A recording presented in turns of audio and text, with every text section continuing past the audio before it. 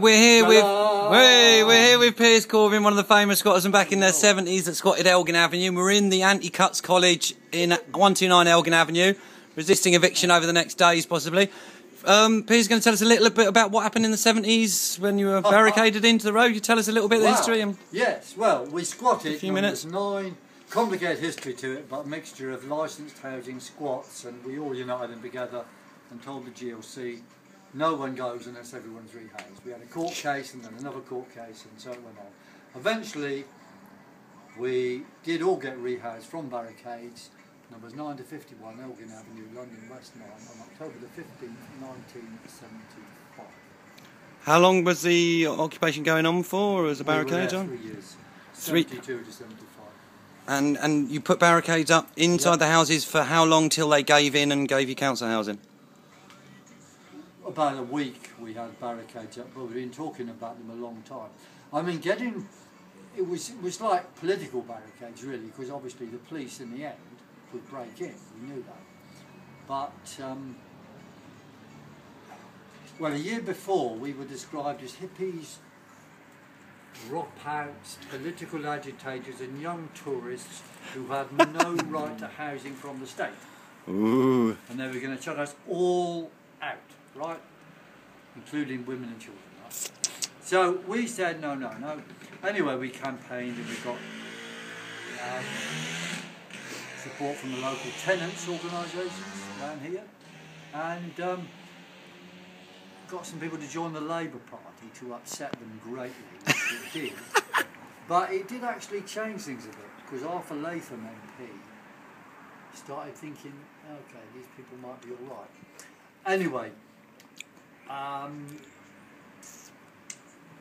week before they gave in, they started kind of talking to us, and they eventually gave in after a great debate in the GLC chamber, and everyone was rehoused on the day, 2 places in South London, taken to us by vans hired by the GMC. Wow. And then they justified it, and we weren't any longer hippies, dropouts, political agitators and young tourists. We were worthy people who had had a hard time, and included women and children, and had a right to housing. Wow. You were just saying something a little bit about the Clash, what the Clash band used to visit? Or yeah, well, holding a place together was really the crucial thing, because, you know, these sort of squats, there's always people feeling threatened, running off, going. So we really had to build a community, right? Mm. We had that tea room, it was called. It was a squatted shop just on Great Western Road. We had tea and coffee there, and so on. And when people were repairing the houses or building barricades or whatever, I used to give them work tokens. It was like our own money. And if you had a work token, brilliant. You then took it along to the shop. Alternative currencies, big amount. You could then get a cup of tea. Mind you, the economy was completely balmy, because I gave out a lot more of these and there was money to back it up, which is, you learn a bit about economics this way. A bit like the banks, huh? And, well, a lot of things happened there, but I would say the important thing was we had regular meetings every week. Mm. We had a news sheet, so everyone knew what everyone else was doing. And we had open decision making in open meetings. Wow, in the 70s, open decision making, open meetings, open organising, brilliant. When there was trouble, we'd bring it there, and we used to turn the general meetings into a people's court. People's Assembly, General Assembly. Yeah, yeah. And I remember one case, I don't know if they were playing games or not, but this guy, Irish guy called Mousy, had been stealing lead off the roofs.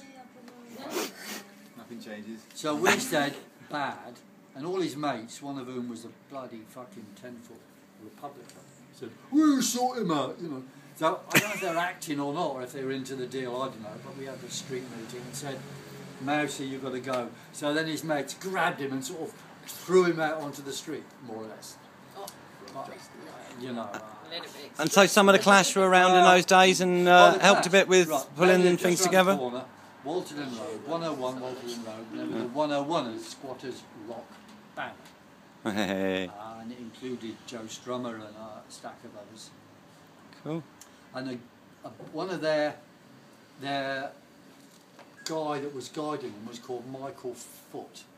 And since the leader of the Labour Party at the time was called Michael Foot, we used to call him Michael 12 Inches to avoid the confusion. But he, you know, they did well. They did really well. They were really popular. And then they sort of went off onto higher things and disappeared. But, you know, Cool. really, Good on them for supporting the cause and the scene. Really held things together. I mean, them, that tea room, and just the vibe in the street and the regular meeting that people stayed.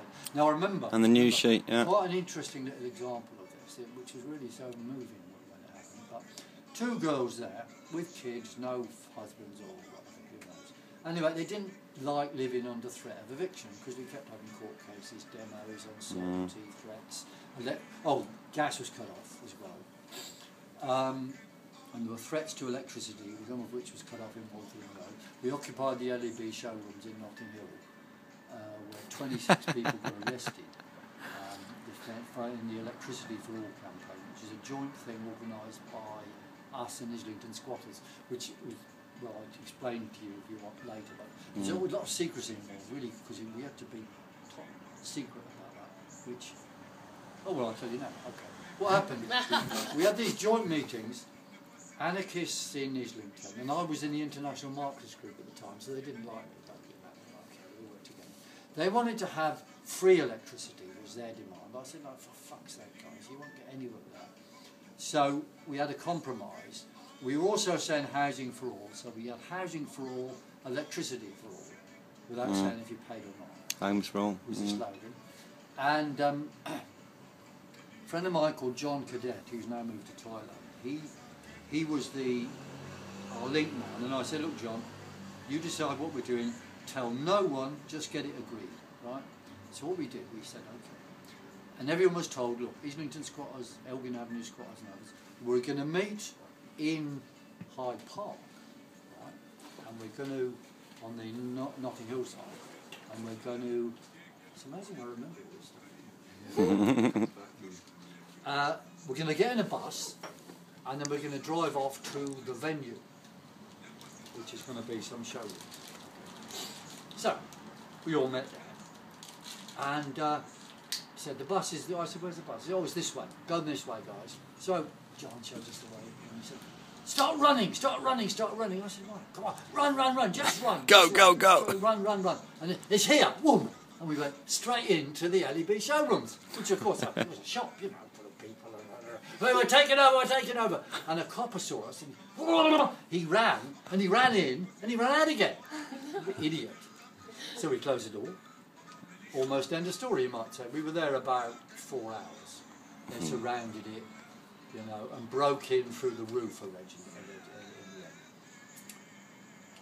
But we said we demanded, well, electricity for all. Which was we were demanding the right to sign up to an electricity contract. And didn't they eventually grant the right to basically, because they didn't want people burning houses down using candles, exactly. And yeah. In Parliament, cool. Around that time, Tony Benn, Minister of Energy, had said that we cannot distinguish between the people's occupancy to take away their right to power. And the trade union said we cannot argue about people's form of tenure. They have a right to buy electricity. Tenure being squatting. So it used to be, I think, what we were saying earlier, Scott, and I think it's changed in the last while, but you have a right to electricity no matter the status of your tenancy, was what you won the right for back in those days. Unfortunately now I think the law has slightly changed, but you know, I'm going to cut it at that point. But thank you, Piers, for that stage of it. Big up the squatters, carry on the resistance, it was tremendous all the way. Gave way. Hey. Oh, Piers, we want to meet you guys in Paddington Law Centre after this occupation. And bloody Stimson, chair of housing, turned up, and they had a fucking little secret deal with the bloody LEB, you know, sort of, oh, it ain't us, it's them type of stuff all the time. Anyway, she said, we apologise.